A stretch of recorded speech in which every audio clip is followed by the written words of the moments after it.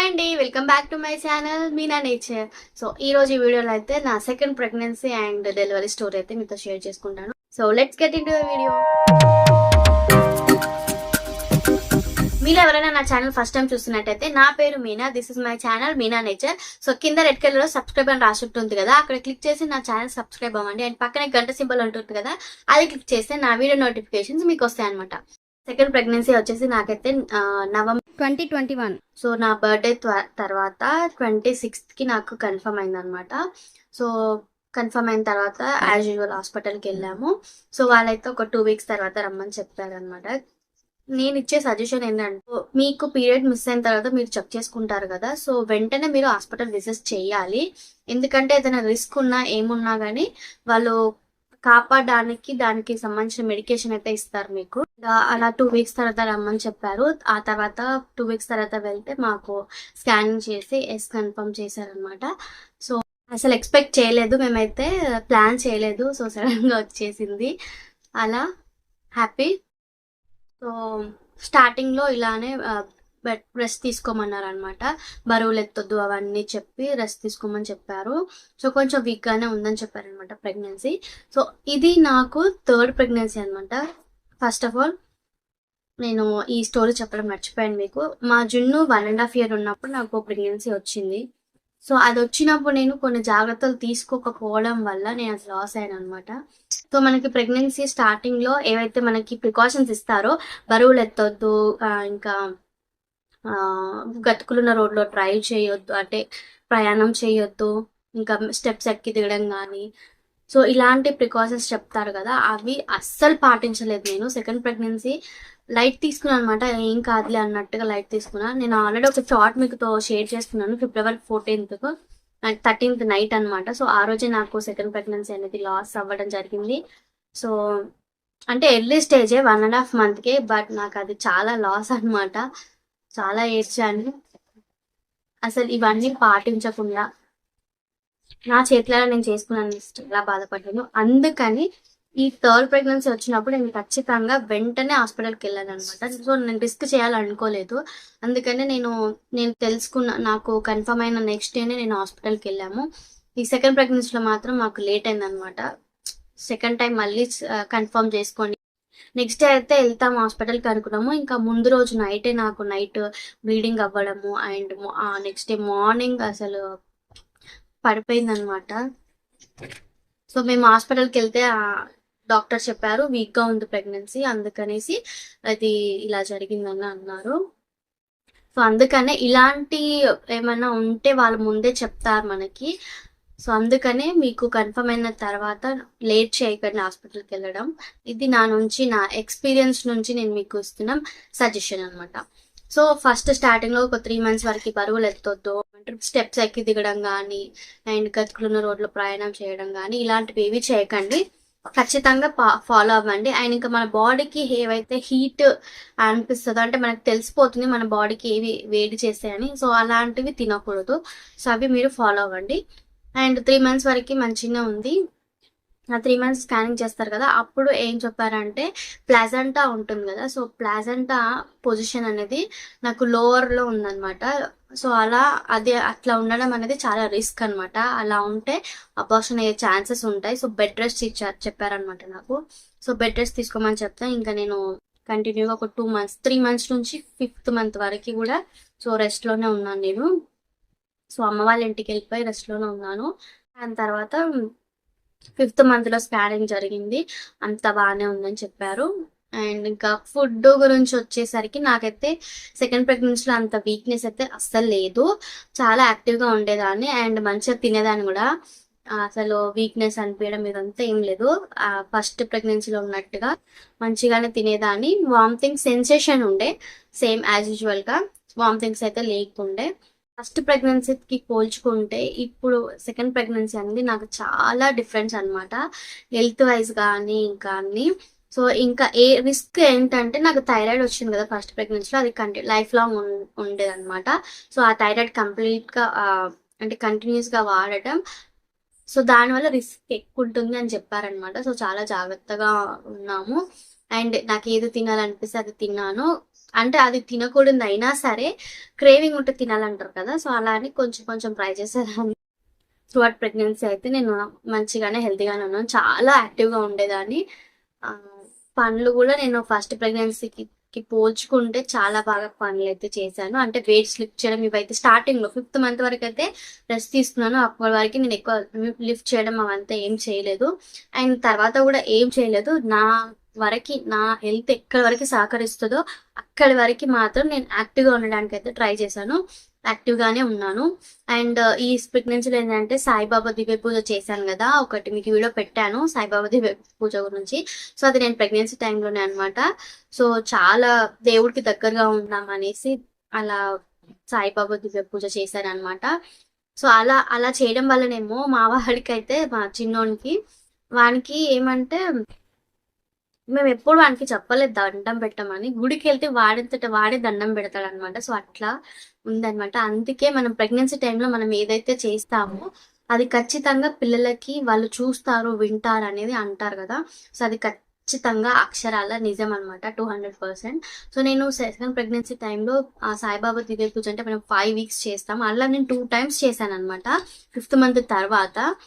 So అట్లా వాడికి కొంచెం భక్తి ఎక్కువ అనమాట. సో టెంపుల్కి వెళ్తే వాడంతట వాడే దండం పెడతాడు, మేము చెప్పనవసరం లేదు, మేము పెట్టక ముందే వాడే పెడతాడు. సో అది అలా ఇంకా వాడు కొంచెం యాక్టివ్గా ఉంటాడు. నేనైతే యాక్టివ్గా ఉండేదాన్ని, ఫుల్ యాక్టివ్ ఉండేదాన్ని ఫస్ట్ ప్రెగ్నెన్సీకి పోల్చుకుంటే. సో వాడు కూడా ఫుల్ యాక్టివ్గా ఉంటాడు ఇప్పుడు. అండ్ నార్మల్గానే బ్యాక్ పెయిన్ అవి వస్తాయి కదా, అలానే వచ్చాయనమాట.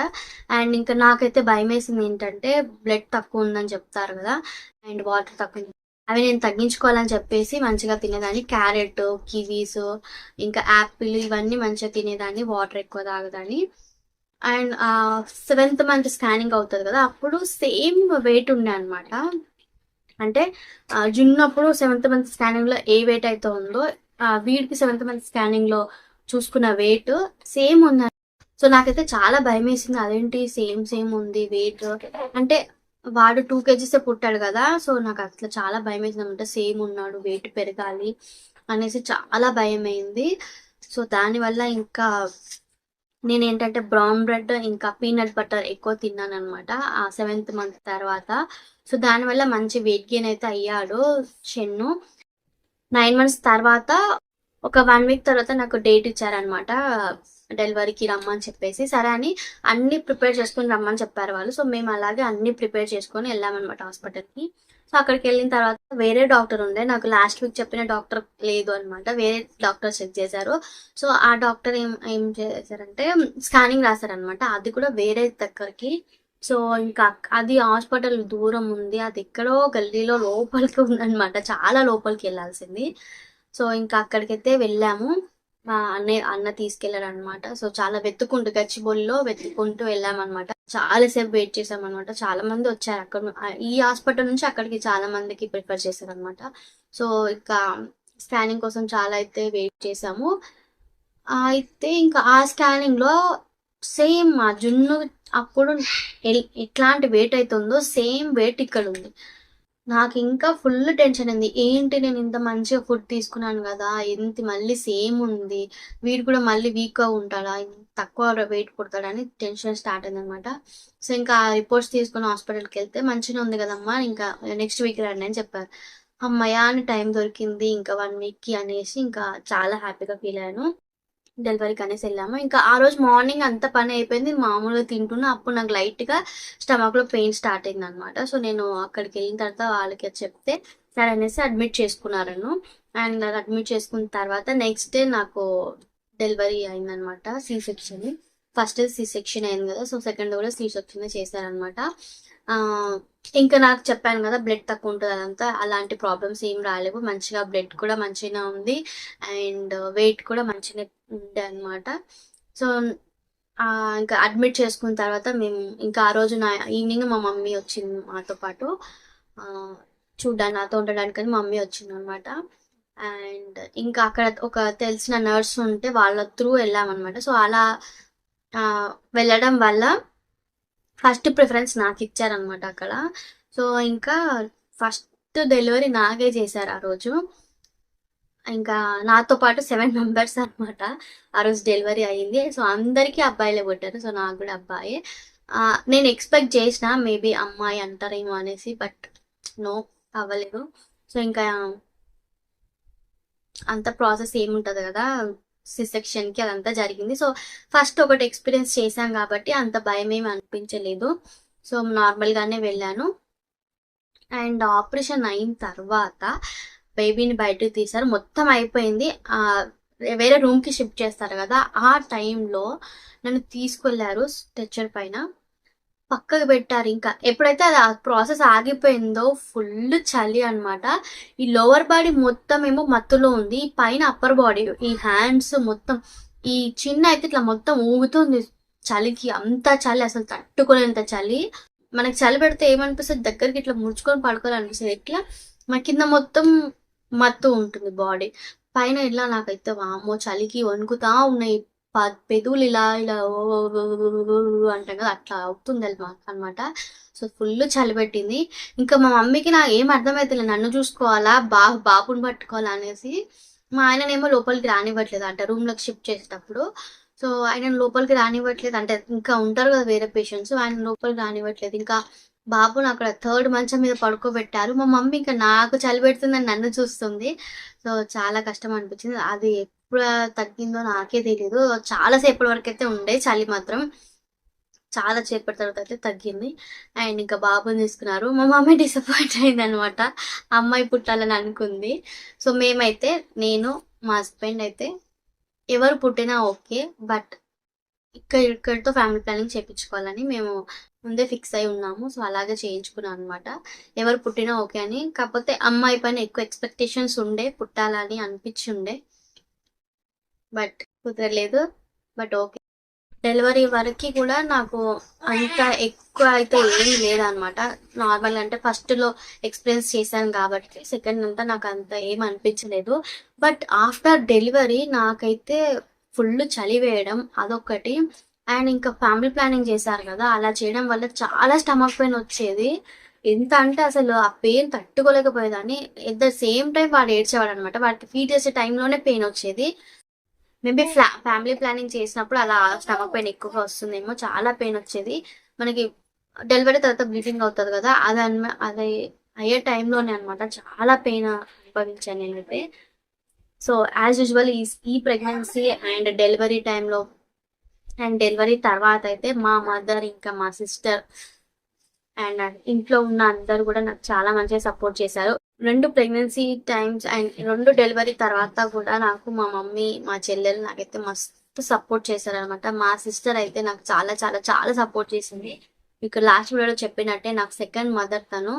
సో మా మదర్కి అంటే టైం కుదరక, తనకి వీలు కాక డెలివరీ తర్వాత మనకి పురుడు స్నానం చేపిస్తారు కదా, ఆ స్నానం కూడా చేయించింది నాకు మా చెల్లెలు.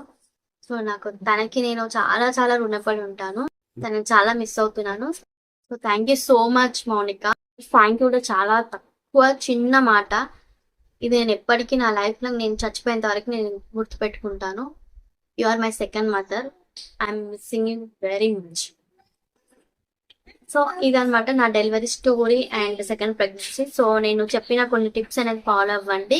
సో మనం ప్రెగ్నెన్సీ టైంలో ఎలాంటి కేర్ అనేది, మనం తినే ఫుడ్ కానీ, మనం ఏం వింటున్నాం, ఏం చూస్తున్నాం, ఏం చేస్తున్నాం, ఎలా ఉంటున్నాం, ఎంత యాక్టివ్గా ఉంటున్నాం, ఇవన్నీ మ్యాటర్ అనమాట డెలివరీకి.